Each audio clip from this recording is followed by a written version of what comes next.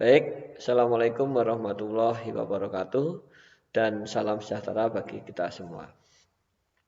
Baik anak-anak, pada materi hari ini kita akan membahas 3 topik yang mana 3 topik ini adalah sebagai awalan sebelum kita nanti mempelajari pada topik-topik berikutnya, khususnya nanti adalah mengenai sistem starting.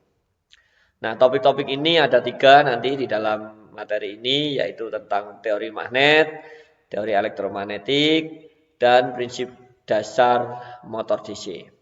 Ini adalah materi pokok yang akan kita bahas pada pelajaran ini.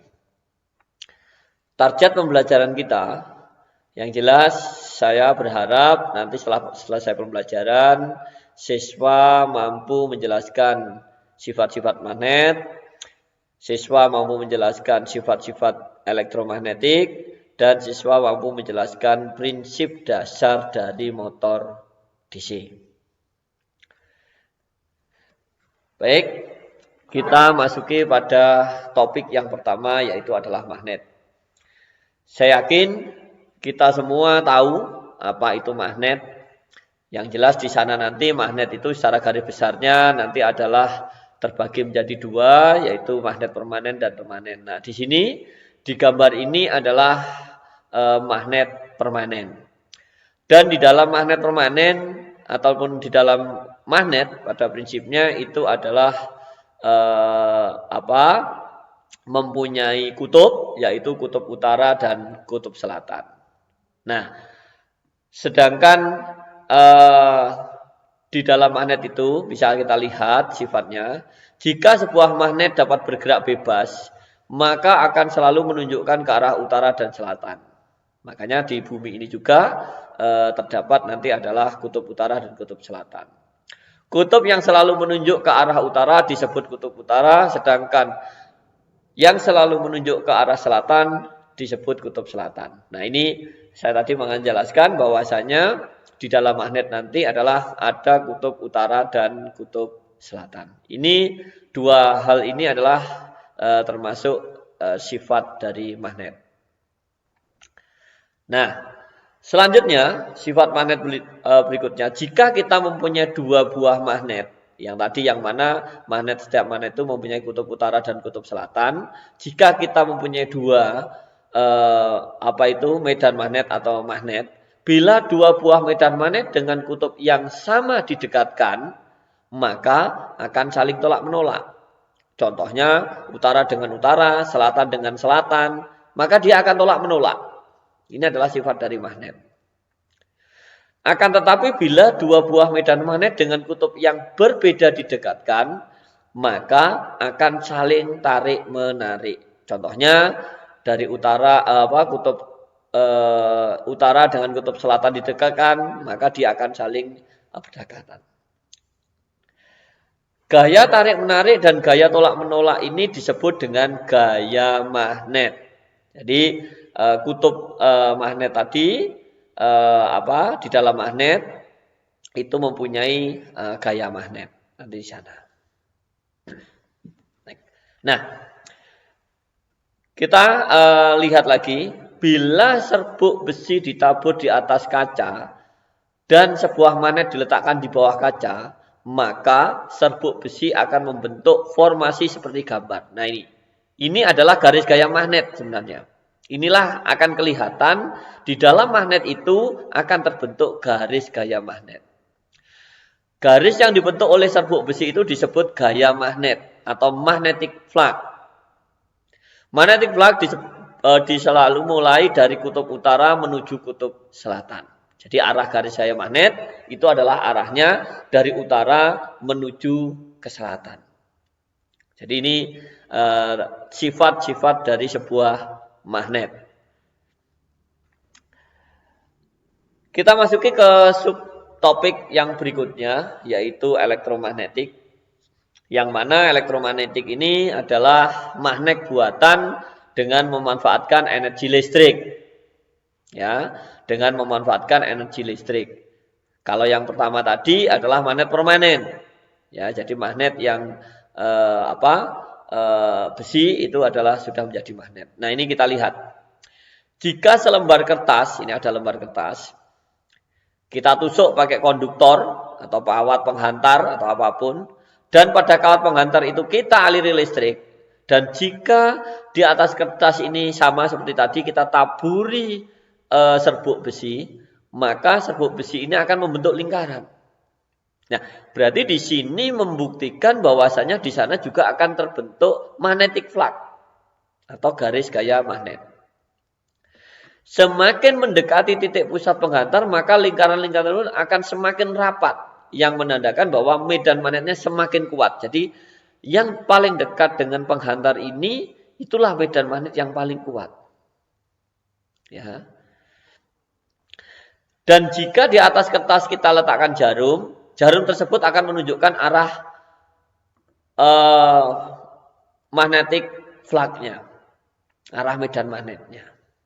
Nah, ini berarti menggambarkan bahwasanya suatu penghantar kalau kita aliri listrik, maka di penghantar itu akan membentuk medan magnet. Nah, disinilah dikatakan elektromagnetik, yaitu kemagnetan karena pengaruh dari energi listrik. Nanti seperti itu. Nah, bagaimana nanti adalah arah garis gaya magnetnya. Jika magnet permanen tadi adalah garis gaya magnetnya adalah dari utara ke selatan. Tapi sekarang pertanyaannya, jika penghantar itu dialiri listrik, arah garis gaya magnetnya di mana? Nah, ini kita melihat kaidah tangan kanan ini. Jadi ibu jari ini itu adalah menggambarkan arah arus listrik. Dan kita tahu pada pembelajaran sebelumnya bahwasanya listrik itu arah arusnya mengalir dari positif ke negatif. Berarti ini menunjukkan arah arusnya. Sedangkan empat jari ini menggambarkan arah medan magnetnya. Jadi arah medan magnetnya nanti mengelilingi sepanjang penghantar ini, sepanjang penghantar yang dialiri oleh listrik. Ya, jadi ini. Jadi untuk melihat kira-kira nanti medan magnetnya ke arah mana, nah kita gunakan kaidah tangan kanan. Nah, sekarang ini kalau umpamanya penghantarnya kita lihat dari samping. Gimana kalau umpamanya penghantarnya kita lihat dari depan ini? Nah, kalau dari depan berarti penghantar itu adalah akan seperti kelihatan itu, seperti itu. Hanya lingkaran aja diameter penghantarnya. Nah, sekarang bagaimana nanti untuk membedakan listriknya ini mengalir menuju ke kita atau listriknya mengalir menjauhi kita? Nah, ini di sini adalah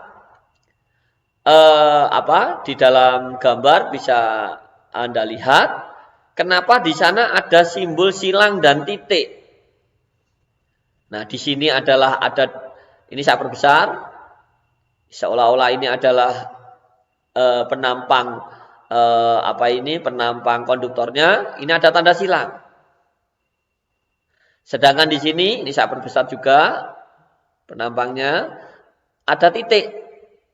Nah, silang dan titik ini menggambarkan arah arus listriknya.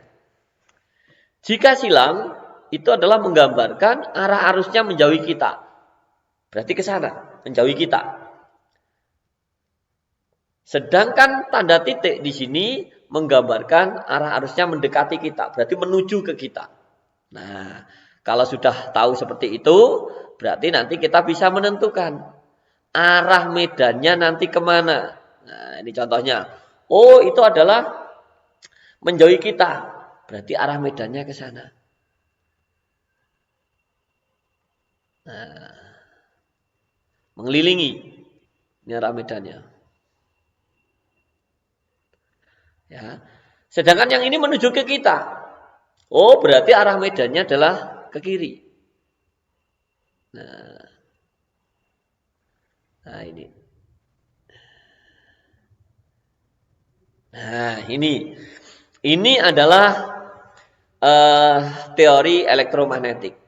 Jadi sekali lagi, jika konduktor itu dialiri oleh listrik, maka sepanjang konduktor yang dialiri listrik itu adalah akan menghasilkan medan magnet. Arahnya bagaimana? Bisa kita lihat di sini. Tergantung kita nanti melihatnya.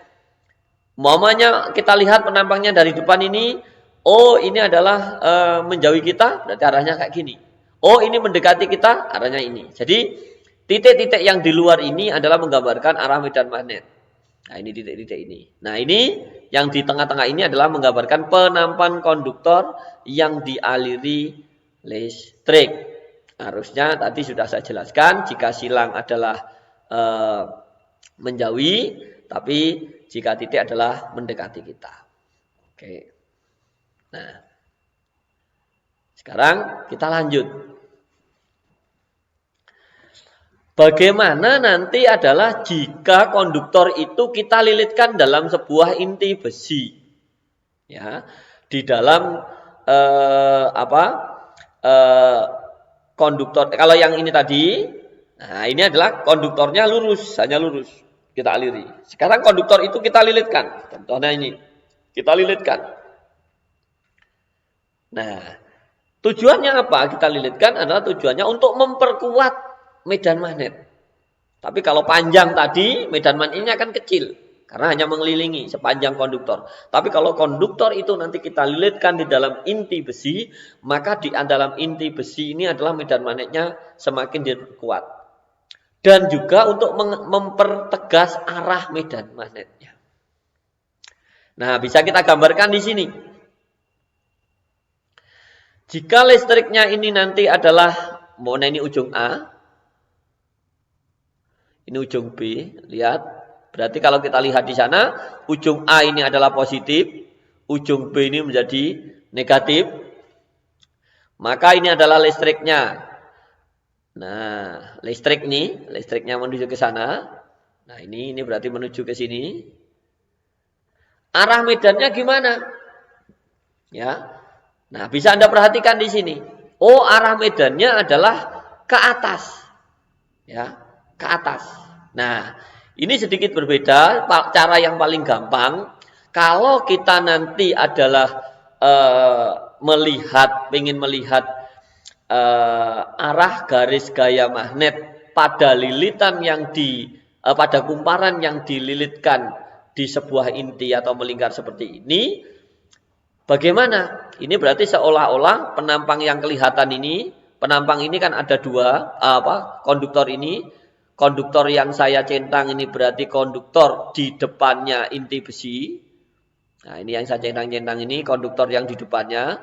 Sedangkan yang tidak saya centang berarti konduktor yang berada di belakangnya inti besi. Berarti maunya ini inti besi, yang di sininya adalah yang saya centang, yang di sini tidak kelihatan. Bisa kita perhatikan, kalau arah panahnya ke sini, ini berarti adalah, nah listriknya ke sana. Ini listrik dulu.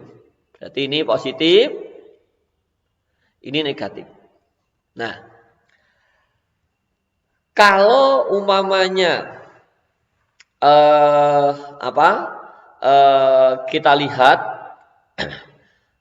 bagaimana arah medan listriknya jika sebuah konduktor itu bentuknya adalah melilit atau istilahnya apa ya, dililitkan di dalam sebuah inti besi. Caranya sama seperti tadi, kita gunakan tangan kanan. Ya, kita lihat penampang yang berada di bagian yang kelihatan nampak di depan penampang. Lihat, berarti listriknya semuanya sesuai arah panah di sini. Sorry, saya ganti warna ini. Ini, oke. Nah, kita lihat. Berarti listrik yang penampang di depan inti aja kita lihat, kita perhatikan. Anda lihat. Nah ini kan berarti menuju ke sana semua. Nah, ya, menuju ke sana, menuju ke arah.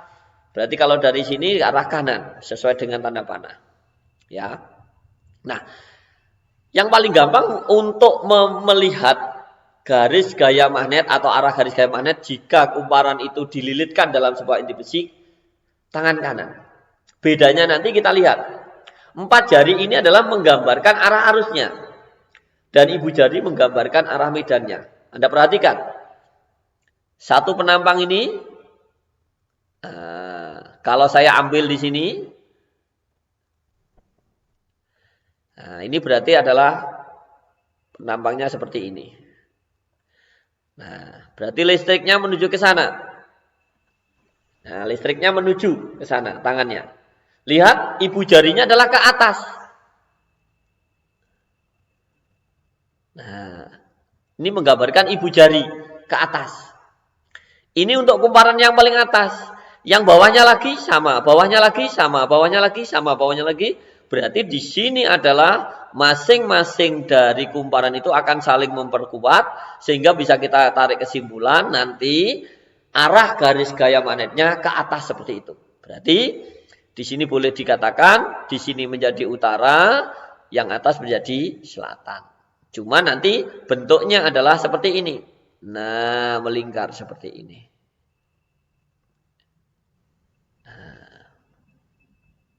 Nah, seperti ini. Ya, ini untuk menentukan arah garis gaya magnet jika kumparan itu dililitkan dalam sebuah inti besi. Nah, sekarang pertanyaannya kalau saya balik. Gimana kalau saya balik? Nah, saya hapus dulu. Oke.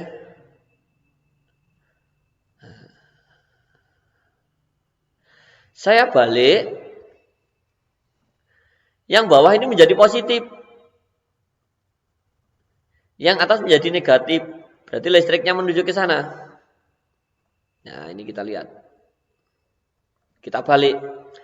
Kita lihat penampang yang tetap, yang bagian yang kelihatan saja. Yang kelihatan di inti besi atau di depannya inti besi.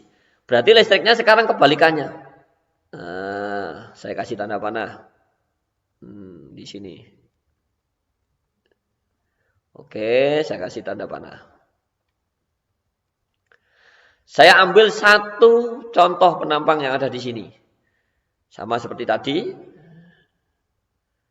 Nah, listriknya ke sana. Ya. Listriknya ke sana. Kalau listriknya menuju ke arah kebalikannya, nah, kita lihat ini ya, ke arah kebalikannya.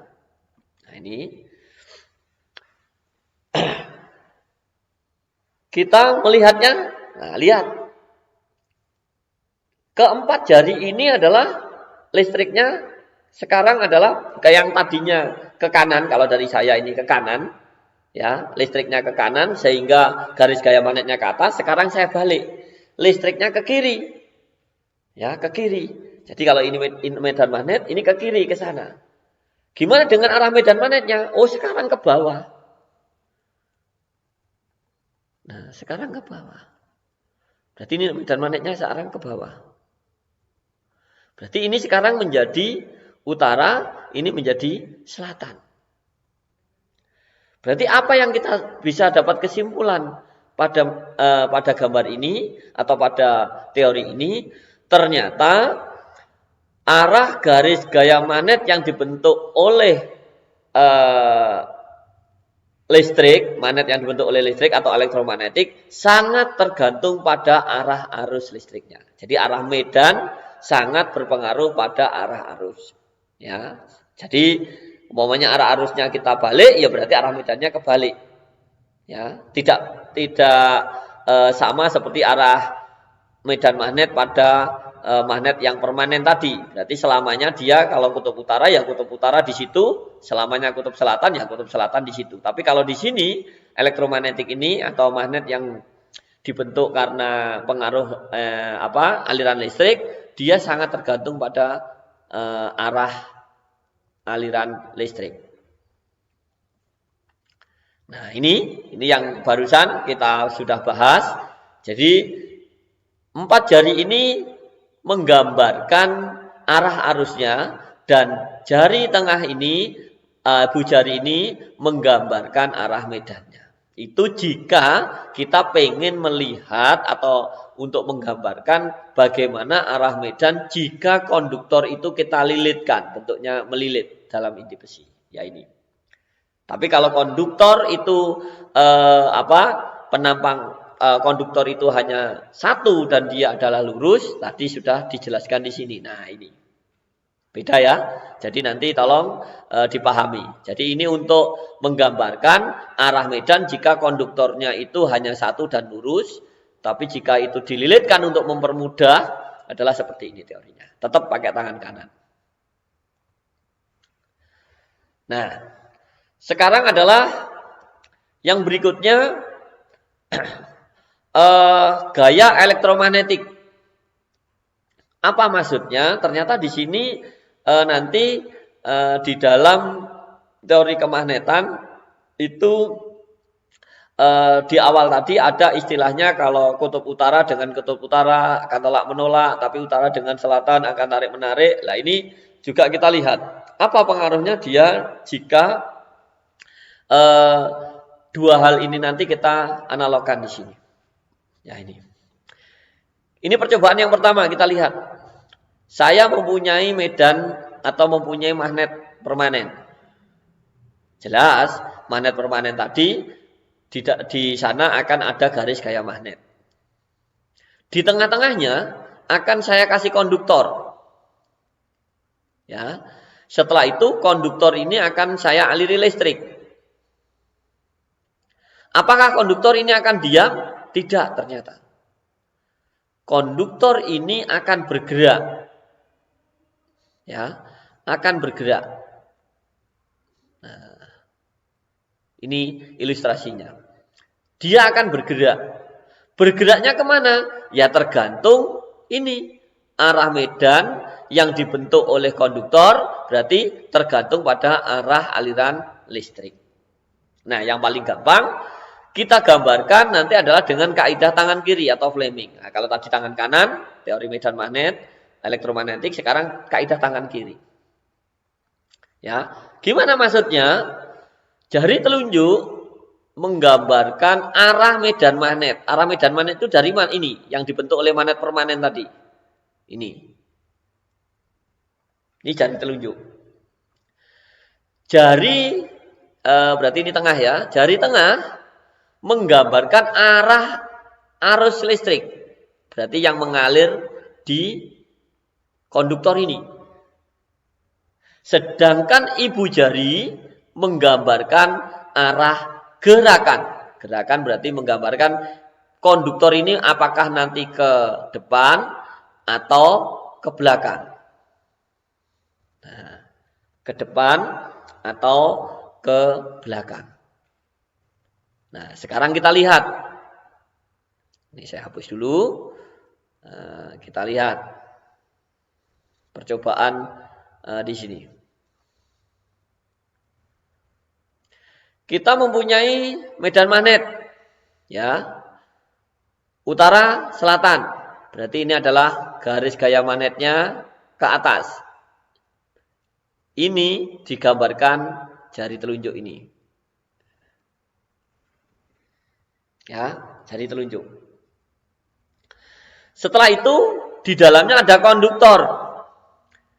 Kita aliri, berarti kalau ini adalah simbol kelistrikan, berarti di sini positif, di sini negatif. Berarti listriknya adalah dari kiri ke kanan. Nah, ini. Nah, menuju ke sana. Nah, ini listrik ini digambarkan oleh jari tengah. Maka jika ini nanti dilakukan, maka konduktor ini akan terlempar kemana? Kita lihat. Oh, berarti ibu jari menggambarkan ke arah kita, berarti ke depan. Maka konduktor ini akan ke depan. Nah, ke depan ke sana. Sekarang umpamanya listriknya ini saya balik. Berarti di sini positif. Di sini negatif. Negatif, positif. arah gerakannya gimana? Tetap medan magnetnya tidak saya ubah, berarti di sini ya arah medannya ke atas. Cuman listriknya saya balik sekarang, arahnya ke sana. Berarti ini jari tengah ini kebalik ke sana sekarang. Nah, yang tadinya ke sini, berarti sekarang kita balik. Atau dari sini kita balik ke sana ya, kita balik. Sehingga apa? Oh, ibu jari ini sekarang bukan menuju ke kita, tapi ibu jari ini adalah mengarah menjauhi kita atau ke belakang sana. Nih. Ini percobaan yang pertama. Percobaan yang berikutnya bisa kita lihat.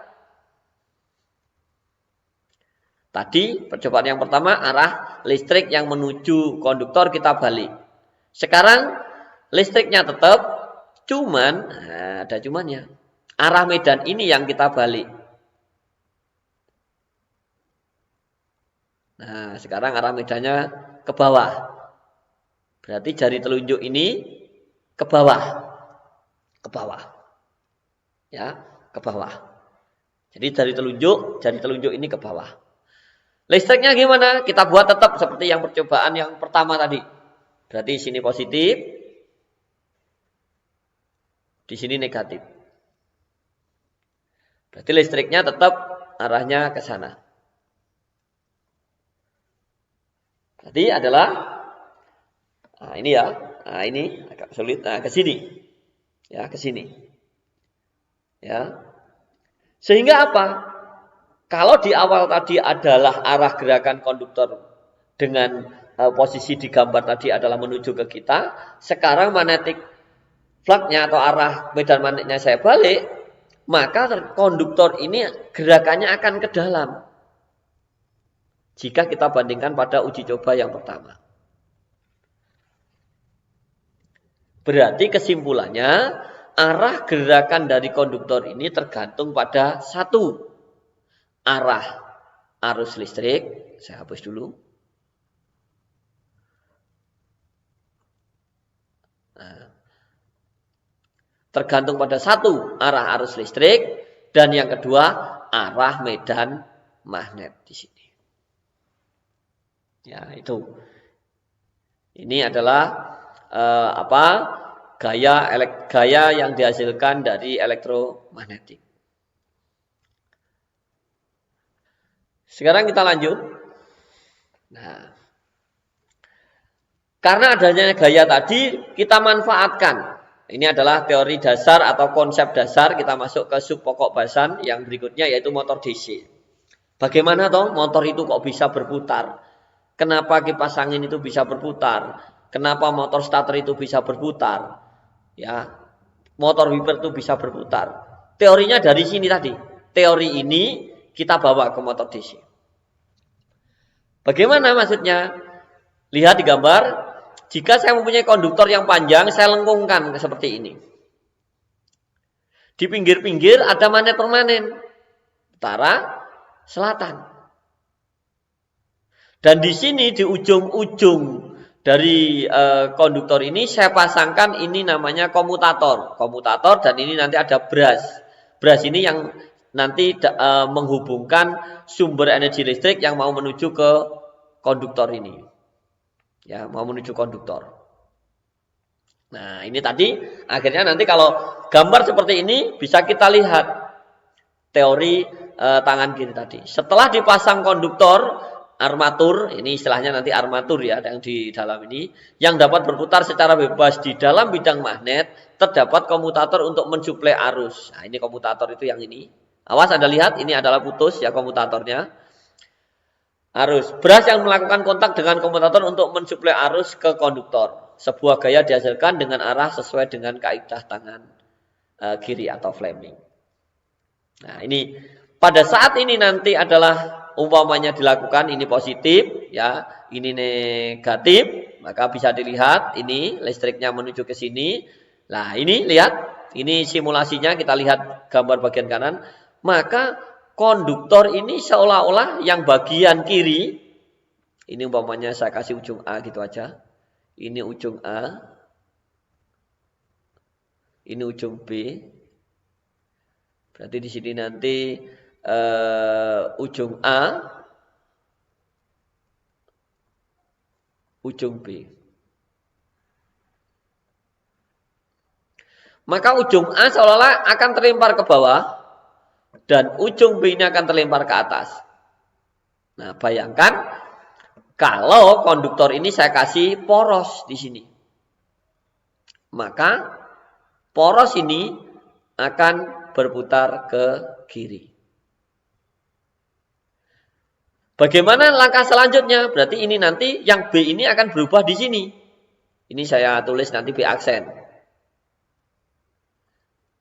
Yang A akan bergeser di sini, A aksen. Apa yang terjadi? Sama. Berarti A aksen ini akan dapat positif, B aksen dapat negatif. Yang tadinya B ini dapat positif pada saat di sini, sekarang pada saat posisi ini akan dapat negatif. Akhirnya apa? Berarti intinya nanti konduktor yang dapat negatif akan selalu bergerak ke bawah dan konduktor yang dapat positif akan selalu bergerak ke atas. Nah, itu jika satu konduktor. Sekarang bayangkan jika konduktornya itu banyak. Ya, banyak di sini melingkar. Ya, melingkar banyak. Maka ini akan menghasilkan putaran. Itu adalah konsep dasar dari sebuah motor DC. Nah, ini lihat. Dia pertamanya seperti ini. Dia akan bergerak, berputar lagi ke sini, terus seperti itu. Nah, ini bisa Anda lihat seperti ini.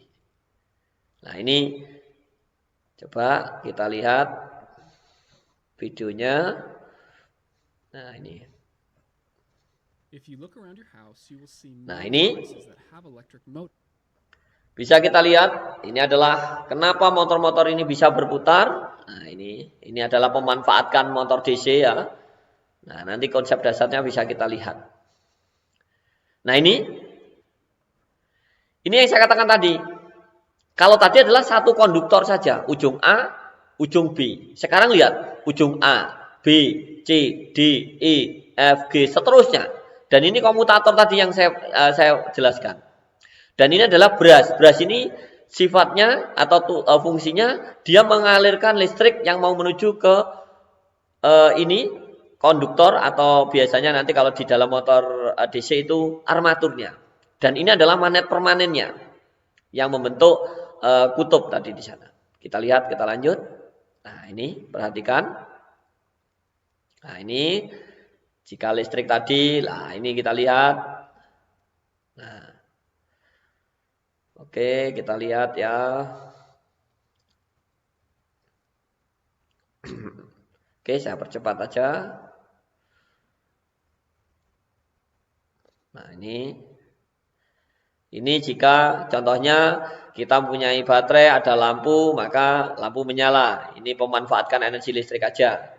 Yang berikutnya kita kasih saklar. Ini teori atau kita putus tadi ya, maka lampu mati. Nah, sekarang untuk mengontrol kita kasih switch. Oke.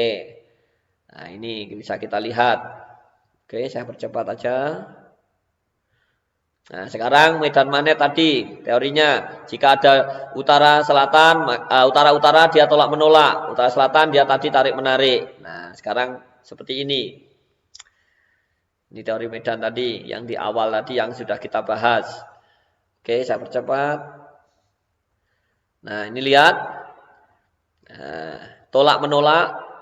Nah, sekarang lah ini tarik menarik. Tapi sekarang biar tolak menolak saya balik di sini lihat. Nah, ini konsep dasar dari sebuah motor listrik nanti seperti ini. Ini jika kita menggunakan magnet permanen sama dua-duanya. Nah, ini lihat. Ini adalah elektromagnetik nanti konsepnya. Kita punya inti besi, kita lilitkan kumparan. Nah, maka tadi sudah dijelaskan pada inti besi ini akan membentuk medan magnet. Nah, ini lihat. Elektromagnetik ya atau medan magnet yang dibentuk karena energi listrik. Oke. Nah, ini lihat. Ini teorinya. Ya. Oke, saya percepat dulu. Nah, ini jika switch on dia akan menjadi listrik medan magnet. Jika off dia juga mati. Nah, ini jika listriknya tadi adalah dibalik arah arusnya, maka medan magnet yang dibentuk pun akan kebalik arahnya. Ya. Nah, ini tadi sudah kita jelaskan. Oke. Nah, sekarang lihat, bayangkan ini kita ganti di sini. Nah, lihat. Nah, kalau ini dibiarkan tarik-menarik. Kalau arah arusnya tidak saya ubah. Sekarang kalau arah arusnya ini saya ubah, lihat. Maka kutubnya ini, nah lihat. Nah, berubah. Terus seperti itu. Nah, kita ubah lagi arah arusnya biar ini tidak tarik-menarik terus. Nah, lihat. Nah, seperti itu. Nah, kita lihat. Terus ini nanti. Nah, ini adalah konsep dasar dari motor DC dulu. Nah, lihat. Untuk ini saya kasih magnetnya sekarang kanan kiri. Dua-duanya ya membentuk medan magnet tadi. Nah, kita lihat. Nah, lihat. Jadi di sini nanti tidak akan timbul tarik-menarik karena arah medan magnetnya akan selalu disamakan. Nah, bisa dilihat. Ini kita ganti ini satu konduktor tadi. Nah, ini kita aliri listrik. Kita coba. Nah, ini seolah-olah, lihat. Nah, begitu dia nanti, nah, lihat. Jadi di sini nanti arah medannya atau kutubnya akan selalu disamakan. Sehingga apa? Tidak akan terjadi saling tarik-menarik. Selalu tolak-menolak. Ya. Atau yang paling gampang tadi adalah arah gerakan ini kita gunakan kaidah tangan kiri tadi. Itu. Nah, ini lihat ini berasnya, beras dipasang nanti sebuah pegas biar beras ini selalu menempel di komutator. Nah, lihat. Lihat ini ya, ujung ini dengan ujung ini dia terpisah komutatornya, lihat. Makanya anggaplah ini umpamanya beras ini positif, beras ini negatif, berarti bagian komutator yang di bagian ini akan selalu dapat positif. Dan bagian komutator yang di sini adalah selalu dapat negatif. Makanya di sini nanti umpamanya ini utara, bagian konduktor yang di sini mesti akan membentuk utara terus. Nanti seperti itu.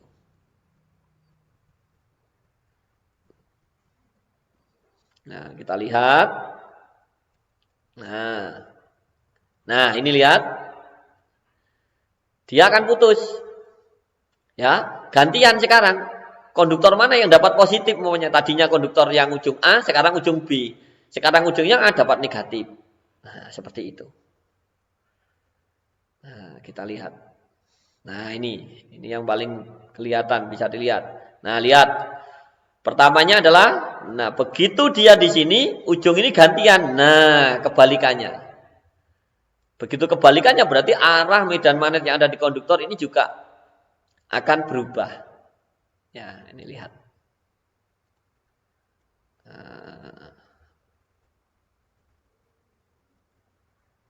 Ini bisa dilihat. Oke, saat dimatikan, mati dia. Kenapa mati? Karena di sini tidak ada medan magnet. Itu seperti itu. Akhirnya tidak menghasilkan gaya magnet. Oke, saya percepat. Nah, sekarang gimana kalau konduktornya ini saya perbanyak? Lihat. Nah, maka gaya magnetnya akan gaya geraknya atau gaya putarnya akan semakin kuat. Ini kalau dua konduktor Anda perhatikan. Gimana kalau, nah ini lihat, inilah konsep dari motor starter, lihat. Berarti ini akan semakin rapat, semakin kuat, lihat di sana. Ya, nah ini akan putarannya. Torsi akan menghasilkan torsi, kekuatan putar, Anda lihat. Ya inilah konsep dari motor DC. Jadi Anda sekarang sudah tahu semua. Ya, itu tadi adalah gambaran gimana sebenarnya motor DC itu kok bisa berputar. Oke, baik anak-anak. Jadi 3 topik sudah kita bahas, mulai dari magnet, elektromagnetik sampai konsep dari motor DC sudah kita bahas. Harapan saya dengan penjelasan saya ini Anda paham tentang 3 topik tadi Dan untuk nanti materi yang berikutnya kita masuk ke sistem starter, nanti kita lihat pada penjelasan ataupun pada materi-materi berikutnya, atau nanti saya jelaskan, saya kasih nama nanti adalah sistem starter part 2, karena ini part 1 kita bahas dasar-dasar dulu, setelah itu nanti kita lanjutkan ke yang berikutnya. Baik, mungkin itu aja. Terima kasih, lebih kurangnya saya minta maaf. Akhir kata, assalamualaikum warahmatullahi wabarakatuh.